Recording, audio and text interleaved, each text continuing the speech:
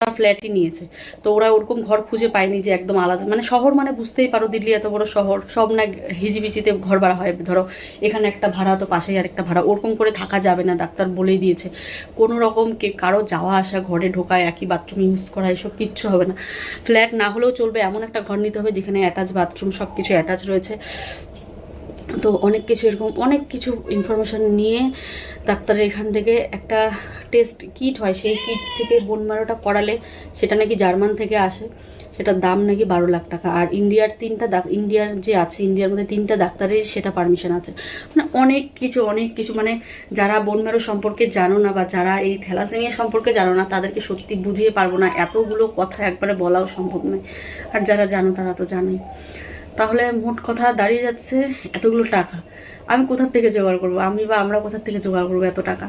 মানে মাথায় খারাপ হয়ে যাচ্ছে। শেষে বাবাকে বলি, বাবা কি করব, মানে শ্বশুর বাবাকে বলি যে কি করব, কি করে ম্যানেজ করবো। বাবা বলে বাড়িঘর বিক্রি করলেও তো এতগুলো টাকা হবে না। তো আমরা তো কাল রাতে সিদ্ধান্ত নিয়েই নিয়েছি, টাকা জোগাড় করবো, যতদিন মানে বেঁচে আছি ততদিন আয়ুষের সাথে কোনো রকম খারাপ কিছু হতে দেবো না, আপ্রাণ চেষ্টা করব, ঠিক আছে। তো তারপরে যা হয় হবে।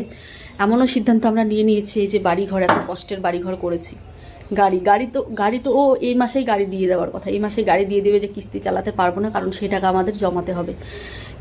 কিস্তি চালাবে না বলছে, সেই টাকা জমাবে, গাড়ি বিক্রি করে দেবে। আর এই যে ঘরটা দেখতে পাচ্ছ না, এই ঘরটাও আর মনে হয় না থাকবে, এরকম একটা আমরা সিদ্ধান্ত নিয়েছি। তবে ঘরটা তো ছেলের জন্য, তাই না, ও কোথায় মাথা গুঁজবে। বাইরের দিক থেকে সমস্ত চেষ্টা করব, তারপরে ভিডিও করব, ভিডিও করে যতটুকু টাকা জমানো যায়, হ্যাঁ, তারপরে আরও অনেক দিক থেকে চেষ্টা করব। তারপরেও যদি আমাদের একদম শেষ পর্যায়ে গিয়ে আমরা সেই 50 লাখ টাকা বা 80 লাখ টাকা জোগাড় করতে না পারি, তখন আমাদের তো এটাকে আর রাখলে চলবে না, তাই না। আমার এটার থেকে আমার বাচ্চা প্রাণ, আমার প্রাণের চেয়েও প্রিয় বাচ্চা। আমি তাকে, সে যদি সুস্থ থাকে না, তাকে নিয়ে আমি একটা ছোট্ট কুড়ি ঘরে থাকতে পারবো। কিন্তু সে যদি, আর বললাম না, আমরা পারবো, চেষ্টা করছি, পারবো, অবশ্যই হবে। শুধু তোমরা পাশে থেকো, আমাদের সাথে থেকো, অবশ্যই পারবো। আমি পাগল হয়ে যাবো সত্যি, বেশি দিন এইভাবে থাকলে আমি পাগল হয়ে যাবো। আয়ুষকে সুস্থ করার জন্য মনের জোর দরকার অনেক।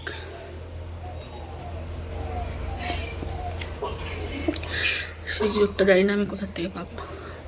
কালকে আমাদের ও বাড়িতে গেছি, ও বাড়িতে গিয়েও কথা বলেছি পাপার সাথে।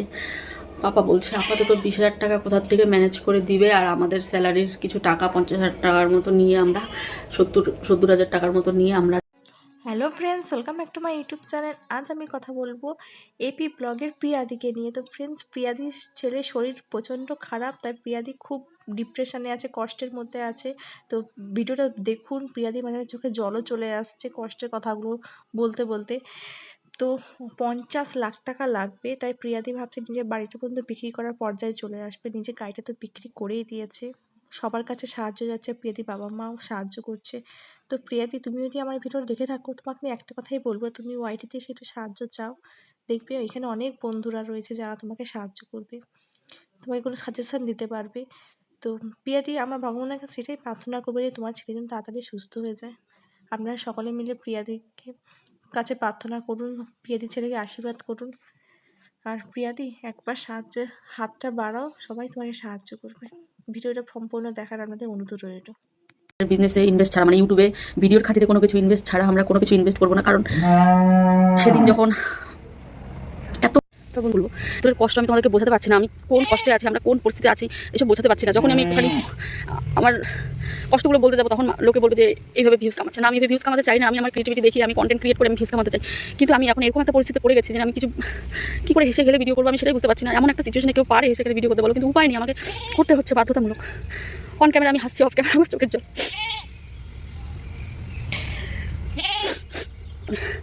সেদিন তখন রোড সাইড 1 বছর আগে যখন আমি বন্যার কথা বলেছিলাম, তো ওইখানে তখন আমার এক দিদি, মানে সাবস্ক্রাইবার দিদি আর কি, উনি বলেছিলেন ওনার কাকা তো বলে নাকি বোন মেরো করাবেন। তো হঠাৎ তখন বোন মেরোর সিদ্ধান্ত নেই আমরা, এক একজন এক রকম সাজেশন, কেউ বলছে করিও না, কেউ বলছে রিস্ক হবে, কেউ বলছে এটাই বেস্ট সলিউশন, এটাই করাও। এখন আমরা দুদিকে হয়ে গেছি, কী করাবো কী না করাবো আমি কিছু বুঝতে পারছি না। তারপরে হঠাৎ করে আমার মাথায় আসে 1 বছর আগে একটা দিদিভাই এসেছিল আমাদের বাড়িতে, তো সেই দিদিভাইকে ফোন করি যে তার কাকা তো বোনকে করিয়েছে কিনা। তো সেটার জন্য আমি দিদিভাইকে অনেক নাম্বার খুঁজে, মানে অনেক কষ্ট নাম্বার খুঁজে ফোন করি, বলে না এখন তো করায়নি, ওরা জানুয়ারিতে করাবে, মানে এই জানুয়ারিতে যাবে। তো তারপরে আমি ভাবলাম যে তাহলে তো ওদের সাথে একবার আমাকে কথা বলতে হয়, ওরা কোন ডাক্তার দেখাচ্ছে, কীভাবে করাচ্ছে, এতটা সাহস নিয়ে, এখানে এতগুলো টাকার দরকার। তো ওরা তারপরে আমি বললাম দিদিভাই তোমাদের বাড়িতে কি আমি যেতে পারি, একদিন যাবো তোমাদের বাড়িতে। বলে হ্যাঁ অবশ্যই এসো। তো তারপরে যেদিন রোড সাইড পিকনিক করেছিলাম ওই দিন ফোন করে যে এখন যদি আসতে পারো আসো, না হলে ওরা খুব ব্যস্ত, ব্লাড দিতে যাবে, তারপরে দৌড়াদৌড়ি করছে খুব টাকার জন্য এদিক সেদিক। তো দেখো এতগুলো টাকা, সে যতই চাকরি করবে, ওরা কিন্তু চাকরি করে, হ্যাঁ সে যতই চাকরি করুক এতগুলো টাকা কিন্তু একসাথে ম্যানেজ করা সম্ভব নয়, তাই না বলো। তো তারপরে আমি বললাম যে ঠিক আছে তাহলে তুমি সময় দিও। তো আমাকে ফোন করলো যে ওই দিন রাত্রে আসতে পারে। আমরা এক মুহূর্তের জন্য দেরি করিনি, ওই যেদিন রোড সাইড পিকনিক করেছিলাম ওই দিনই ওখানে পিকনিক করে এসে ভিডিও করে এসে অফ ক্যামেরাতে আমরা ওদের বাড়িতে যাই, কোনো ক্যামেরা অন করিনি। রাতের বেলা তখন 7টা কি 8টা বাজে, এত কুয়াশা। তো তাও গেছি, গিয়ে তারপরে ওর সাথে 1-1.5 ঘন্টা কথা বললাম, সমস্ত কিছু শুনলাম আর কি। অনেক জ্ঞান হয়েছে, অনেক কিছু ভেবেছি যে কী করবো কী না করবো। ওদের কাছ থেকে অনেক কিছু শুনলাম। ওরা তো জানুয়ারিতে যাবে, যেখানে 20 লাখ 28 লাখের কথা শুনেছি, তোমরা বিশ্বাস করবে না, সেখানে ওরা 50 লাখ রেডি করে যাচ্ছে, কারণ 38 থেকে 40 লাখ টাকা এক মাসেই যাবে, এটা প্যাকেজ একটা। এমন ডাক্তার, ডক্টর হচ্ছে ডক্টর গৌরব খাড়িয়া, উনি অনেক ভালো ডাক্তার, উনি দিল্লিতে বসেন। তো আমরা কলকাতা যাওয়ার সিদ্ধান্ত নিয়েছিলাম। তো তারপরে ভাবলাম কলকাতা গিয়ে বেকার কেন টাকা নষ্ট করবো, যেখানে ওরা যাচ্ছে, যেখানে ওরা দেখিয়ে ওদের ট্রিটমেন্ট হচ্ছে, তাহলে আমরা সেখানেই যাই। তো একদম তারপরে আমরা হাজব্যান্ড ওয়াইফ মিলে ঠিক করলাম যে অ্যাকচুয়াল কোন ডাক্তারের যাবো গেলে ভালো হয়। তো তারপরে আমরা বাড়িতে এসে সিদ্ধান্ত নিলাম, টোটাল ওরা বললো 50 লাখ টাকার ধাক্কা। আমি জানি না এতগুলো টাকা আমি কোথায় পাবো, এতগুলো টাকা আমি কী করে জোগাড় করবো, কী করে ম্যানেজ করবো। আমি কিছু ভাত বসে এসেছি, ওরা কিন্তু কী করে ম্যানেজ করবো আমি সত্যি কথা বলতে আমি কিছু জানি না, মাথা কাজ করছে না, বিশেষ করে মাথা কাজ করছে না। আর এগুলো ভাবলে আমার শ্বাসকষ্ট উঠেছে। চলো বাড়ি গিয়ে কথা বলছি। ভাতটা উতলে পড়ছিল, মনটা ডাক দিচ্ছিল ভাতটা উতলে পড়বে।